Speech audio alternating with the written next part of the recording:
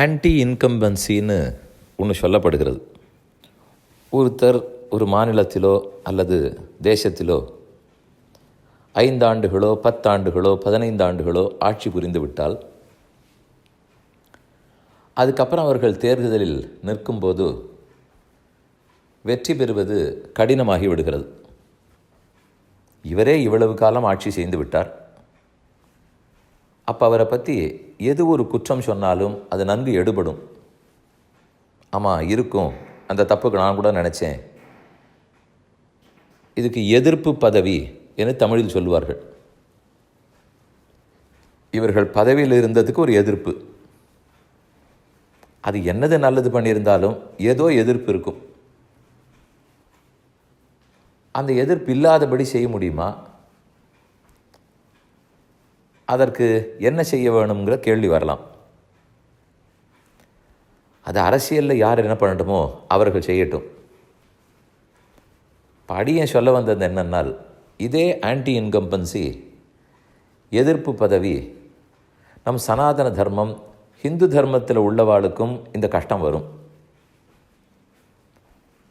எண்ணிறந்த ஆண்டுகளாக இந்த தர்மத்தை பின்பற்றி வருகிறோம். அப்போ இதில் என்னென்னதெல்லாம் குற்றம் இருக்குது அப்படின்னு சொல்ல ஆரம்பித்தால், ஆமாம் ஒருவேளை அது குற்றம்தானோ என்னமோ அப்படின்னு நம்ப வைக்கும், நம்ப தோணும். ஏன்னால் ரொம்ப காலமாக இருக்கிறதுக்கு தானே வளர்ந்து வருகிற ஒரு எதிர்ப்பு. அதைத்தான் ஆன்டி இன்கம்பன்சின்னு சொன்னேன். இப்போ இந்த தர்மத்தை பற்றி நிறைய விஷயங்கள் எல்லாம் பரப்பப்பட்டு வருகின்றன. கங்கையிலே சரீரங்கள் எரிக்கப்பட்டு வாரணாசியில் கங்கையில் தள்ளப்படும். அதனால் பொல்யூஷன் வந்துடும். தீபாவளி அன்னைக்கு வெடி வெடித்தால் அதனால் பொல்யூஷன் வந்துவிடும். இப்போ கணபதி விசர்ஜன் பண்ணால் அதனால் பெரிய பொல்யூஷன் வந்துவிடும் என்றெல்லாம் மாசத்துக்கு ஒன்றாக சொல்லப்படுகிறது.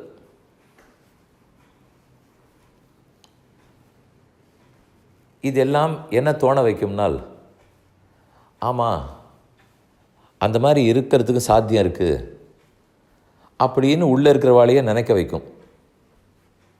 ஏன்னால் ரொம்ப காலமாக தீபாவளி கொண்டாடிட்டு இருக்கோம், பட்டாசு வெடிக்கிறோம். ரொம்ப காலமாக கணபதி விசர்ஜனம் பண்ணிட்டு இருக்கோம், விநாயகர் சதுர்த்திக்கு.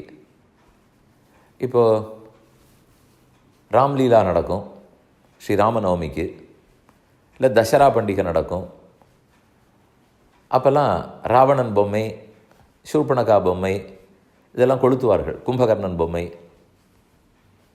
அவர்களெல்லாம் எதற்காக கொளுத்தணும்?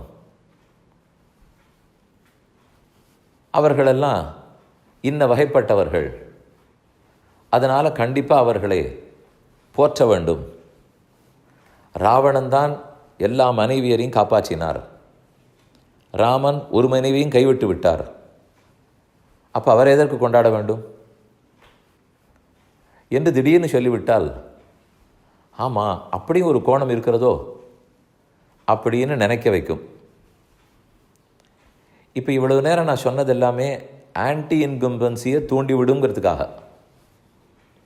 அதுக்குன்னு இப்போ சாட்டப்பட்ட குற்றச்சாட்டுகளில் துளியும் உண்மை கிடையாது. அதை உட்கார்ந்து பேசினால் 1 மணி நேரத்தில் நிரூபித்து விடலாம். ஆனால் அதை யார் இப்போ உட்கார்ந்து பேசி வரப்போகிறார்கள்? சரி, சோஷியல் மீடியாவில் இதை போல் ஒரு கருத்து சுற்றி வருகிறது. பலரும் நம்புவார்கள், பலரும் நம்ப மாட்டார்கள். நம்பாதவர்கள் 2 வசவு பாட்டு பாடுவார்கள். நம்புபவர்கள் இந்த ஹிந்து தர்மத்துக்கு இப்படித்தான் எத்தத்தையோ சொல்லியிருக்கும் அப்படின்னு சொல்லிடுவார்கள். ஆனால் ரொம்ப நாளாக நாம் எதை கடைப்பிடித்து வருகிறோமோ அது மாறுகிறதும் போது ஒருவேளை இது மாறிவிடுமோங்கிற பயம் 90% பேருக்கு இருக்கும். பாக்கி இருக்கிற 10% தான் பயப்படாமல், ஆமாம் இதெல்லாம் தப்பு தான், இந்த மாதிரி ராவணன் பொம்மையெல்லாம் கொளுத்தக்கூடாது, நாங்கள் நம்பலை, பட்டாசு வெடிக்கக்கூடாது, தீபாவளி கொண்டாட வேண்டாம் அப்படின்லாம் ஒரு 10% பேர் தான் சொல்லுவா. ஆனால் இதில் 90% நம்ம காலங்காலமாக இதைத்தானே கடைப்பிடிச்சிருக்கோம், இப்படி போய் சொல்கிறார்களே, என்னவோ ஏதோ அப்படின்னு கொஞ்சம் சந்தேகத்துக்கு இடமாக தவிப்பார்கள். இப்போ நான் சொல்ல வந்த தருணம் அதைத்தான். அவர்கள் அப்படி இந்த மீடியா தாக்குதுனாலே தவிக்கும்போது அவர்களுக்கு யாரான ஒருத்தர் எடுத்து சொல்ல வேண்டும், இல்லை இது இந்த மாதிரி ஆதாரமற்ற குற்றச்சாட்டு, அப்படியெல்லாம் கிடையாது. இப்போ ராவணன் யாருன்னு கேட்டால் ஒருத்தர் திராவிடன்னு சொல்கிறார், ஒருத்தர் இல்லை படுத்தப்பட்ட பகுப்பை சேர்ந்தவர்கிறார்.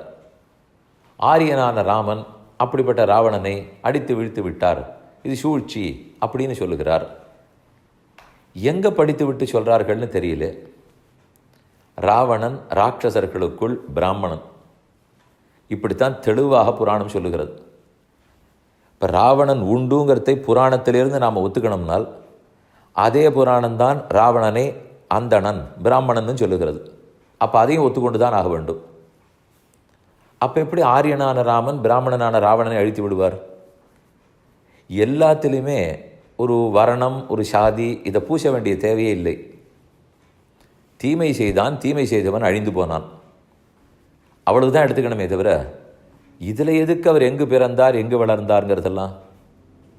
அப்படி பார்த்தா உலகத்தில் எல்லா சண்டையும் நடந்து கொண்டிருக்கிறது. குற்றவாளி குற்றம், குற்றத்துக்கு தண்டனை, இப்படிங்கிற உண்மையை சொல்ல வேண்டும். ஆனால் இதை மறைக்கிறாப்பிலே வாய்ப்பந்தல் போடுமா போலே ரொம்ப அழகாக எல்லாம் பேசப்படும். அதுக்கு இப்போ நரேட்டிவ்னு வேற பேர் வச்சுட்டார்கள். இப்படி ஒரு நரேட்டிவ், இப்படி ஒரு ஆல்டர்னேட் நரேட்டிவ் அப்படின்னு இருந்தால் அது அந்த மாதிரி இருக்கலாமாக்கம்.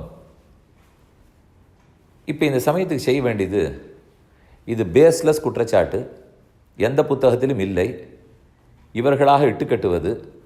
முதல்ல ராமனே இல்லை, ராவணனே கிடையாது, எல்லாம் மித்து மைத்தாலஜி அப்படின்னு சொல்லிவிட்டு இப்போது அது எடுபடலைன்னு தெரிந்த உடனே ராமனையும் ஒத்துக்கொண்டு ராவணனையும் ஒத்துக்கொண்டு இப்போ மாற்றி ராவணன் நல்லவன் ராமன் தீயவன் அப்படின்னு ஆரம்பித்தால் சரி, இது எடுபடுகிறதா பார்ப்போம்.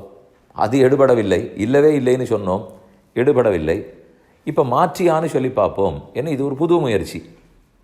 இதை போல முயற்சியெல்லாம் இந்த 90% சற்றே குழம்பி இது என்ன ஷாக்கிங்காக இருக்குது, நாம் இதை எப்படி நம்புறது தெரியலையே, ஆனால் சொல்கிறார்களேன்னு தோணும். அந்த சமயத்துக்கு நாம் ஒன்று செய்யணும். ஒன்றும் பெருசாக கவலைப்பட வேண்டாம், இதுதான் உண்மை, இப்படி தான் சொல்லப்பட்டிருக்கு, இது மொத்தமாக ஆதாரமற்று குற்றம் சொல்கிறார்கள்னு ஒரு வார்த்தை எடுத்து சொல்ல வேண்டும். ஒருத்தர் ஒரு உதாரணம் சொல்லியிருந்தார், கேட்டேன், நன்னா இருந்தது. ஒருத்தன் தன் தோளிலே ஒரு கண்ணுக்குட்டியை தூக்கின்னு போட்டு போகிறான். வேணும்னு அவனை குழப்பணும், அந்த கண்ணுக்குட்டியை பிடிங்கின்னு போகணும் அப்படின்னு நினைக்கிறவன், என்ன தோளில் ஒரு ஆட்டுக்குட்டியை போட்டுருக்கே அப்படின்னு ஒரு வழிப்போக்கம் பார்த்து சொன்னான். இவன் கொஞ்சம் குழம்பினா, ஆனாலும் சரி ஏதோ தப்பாக சொல்கிறார் அப்படின்னு போயிட்டான். ஒரு 1 hour கழித்து இன்னொருத்தர் வந்து, என்ன இது ஆட்டுக்குட்டியை தோளில் போட்டுருக்கே அப்படி திரும்ப கேட்டார். அவன் இன்னும் கொஞ்சம் குழம்பிட்டான். 3 மணி நேரம் கழித்து இன்னொருத்தர் வந்து, என்ன இப்படி ஆட்டுக்குட்டியை தோளில் போட்டு போறியே அப்படின்னு கேட்க அவன் நம்பிட்டான்.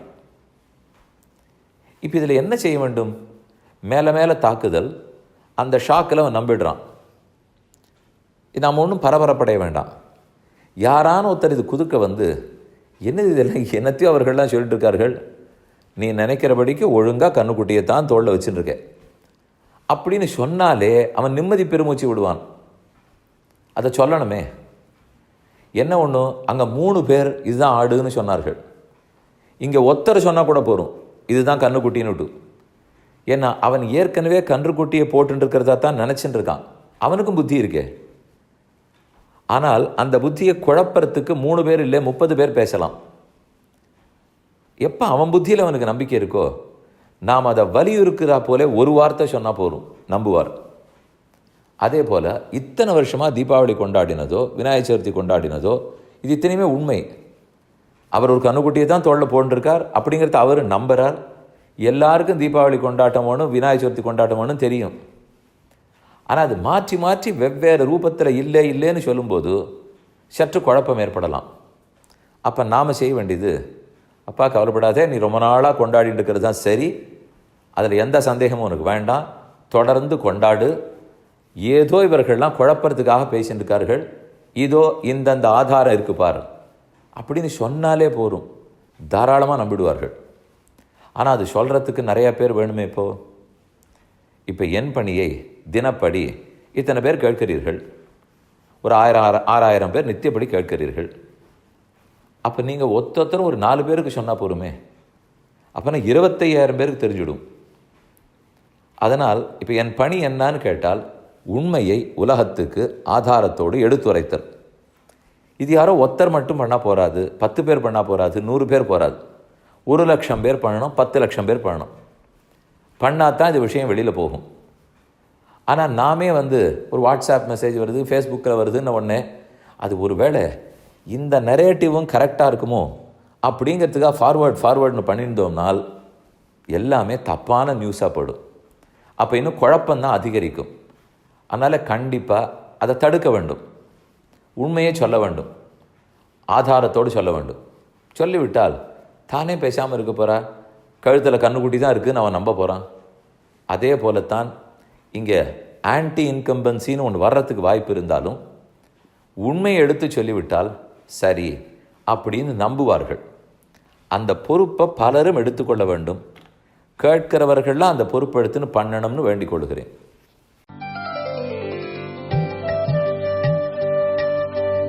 இந்த என் பணி ஆடியோவை உங்களுக்காக வழங்கியவர் வேலுக்குடி ஸ்ரீ கிருஷ்ணன் சுவாமி.